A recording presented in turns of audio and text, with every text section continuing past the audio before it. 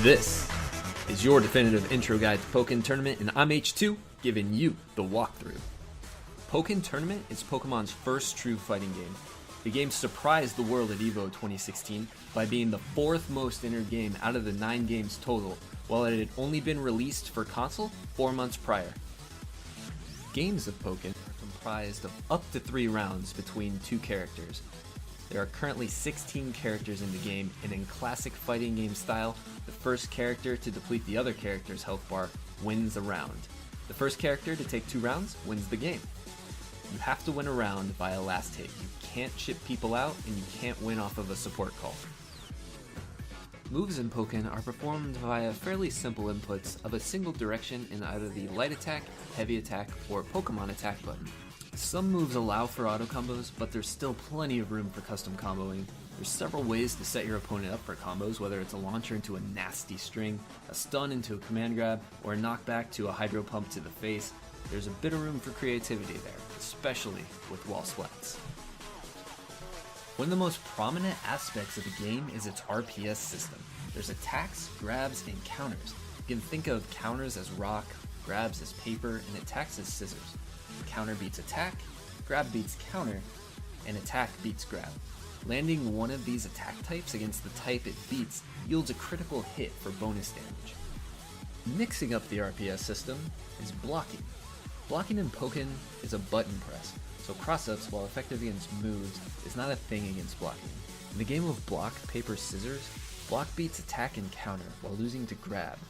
While there are a few strong moves in the game that are a plus on block, meaning your opponent maintains frame advantage, the main benefit of blocking is that it will usually give you frame advantage, so your next attack will come out before your opponent's. Pokken brings together a lot of aspects of the different kinds of fighting games that are out there, and perhaps the most apparent is the mix of 2D and 3D combat. The game calls these phases. Dual phase is your standard 2D classic fighter style of combat that many will be familiar with. Field phase, on the other hand, is more akin to a 3D anime fighter.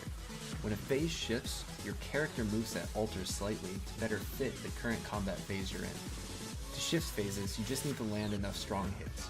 1 strong hit in field phase will win you a shift, while 3 to 4 will win you a dual phase. Winning a phase grants you bonus synergy meter, which allows you to enter burst mode so that your character can perform their signature attack. Pokken also has the concept of high, medium, and low attacks. When dealing with character interactions, you also have to consider the state of the character. Character states include high states, low states, even the levitated state. One of the most important character interactions to understand is how the levitated state interacts with low attacks.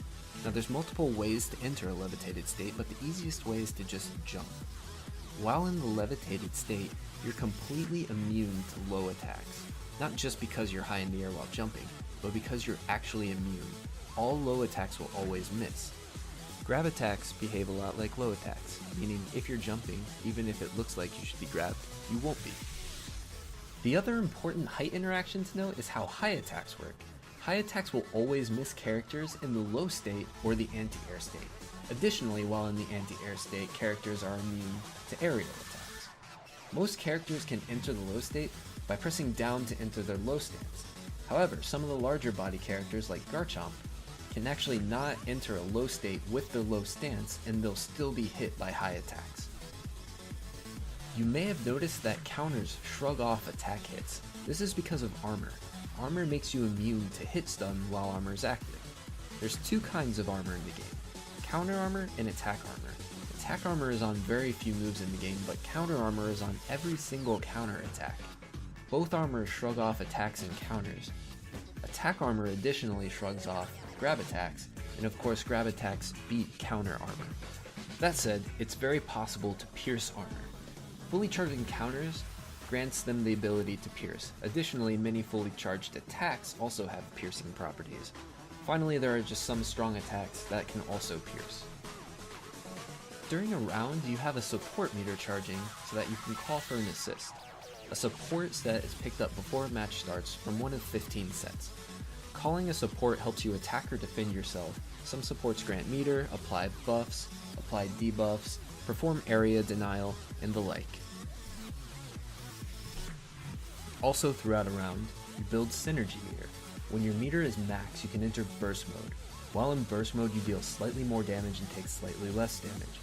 Burst Mode grants hit stun armor versus light attacks from opponents who are not also in Burst Mode. However, if you are critically hit by a light attack, it will still cause hit stun. Certain moves will also gain additional properties such as new combos opening up and being stronger, applying debuffs, etc. That said, while in Burst Mode, your biggest strength is your Burst attack, your character's signature move.